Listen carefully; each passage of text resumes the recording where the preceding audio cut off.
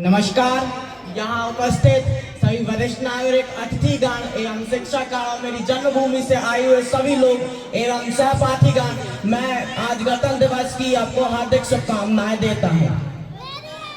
हम अपनी जान के दुश्मन को अपनी जान कहते हैं, हम अपनी जान के दुश्मन को अपनी जान कहते हैं। मोहब्बत की इसी मिट्टी को हिंदुस्तान कहते हैं, मोहब्बत की इसी मिट्टी को हिंदुस्तान कहते हैं। इन्हीं पंक्तियों के साथ में मैं शंकर चक्रवर्ती, कक्षा 9वीं पीएम विश्वविद्यालय का छात्र हूँ। मैं आपके समक्ष अपने विचार साझा करना चाहता हूँ। इसमें जो कुछ भी त्रुटि है उसमें ध्यान न देते हुए क्षमा करें।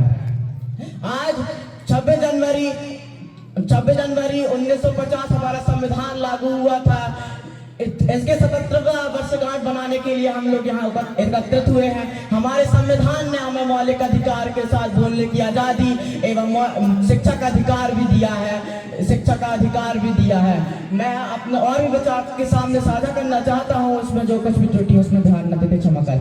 मैं नहीं मानता कि व्हाट्सएप और फेसबुक की डीपी को 3 लगना ही देशभक्ति है और साल में 2 बार हाथों में तिरंगा लेना ही देशभक्ति है। तो मैं पूछना चाहूंगा कि फुटपाथ में रहने वाला वो बच्चा ट्रैफिक की छांव में नंगे पांव में जब तिरंगा बेच रहा होता है तो क्या उसे उसकी देशभक्ति कहेंगे? ये उसकी देशभक्ति नहीं बल्कि उसके पेट के भूख की शक्ति है जो उसे ऐसा करने में मजबूर करती है। क्योंकि न मस्जिद को जानते ना शिवाना को जानते हैं, न मस्जिद को जानते ना शिवाना को जानते हैं। और जो पेट के भूखे होते हैं ना, वो सिर्फ भोजन के निवालों को जानते हैं,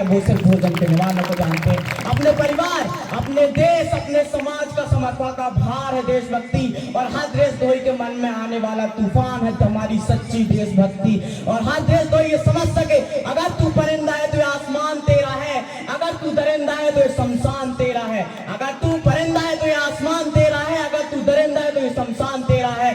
भाईचारे में रहना है तो रह इस जमीन पर, नहीं तो ये कब्र भी तेरी है, कब्रिस्तान भी तेरा है, ये कब्र भी तेरी है, कब्रिस्तान भी तेरा है।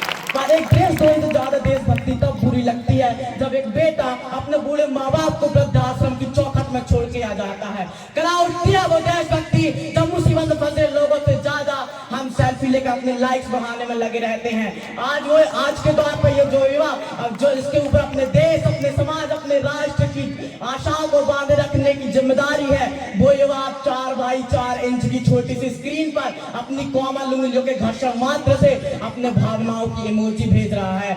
क्योंकि आज हमें आवश्यकता है 60% युवाओं को एक सही दिशा देने की, एक ऐसे राष्ट्र का निर्माण करने की जो भूगोल में, खगोल में, कला में, साहित्य में माँ भारती का सिरमौरपन का पुनः विश्व गुरु के रूप में स्थापित करने की।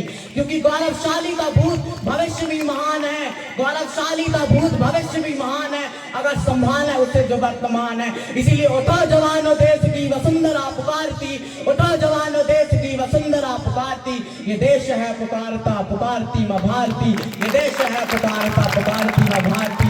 जय हिंद, जय भारत।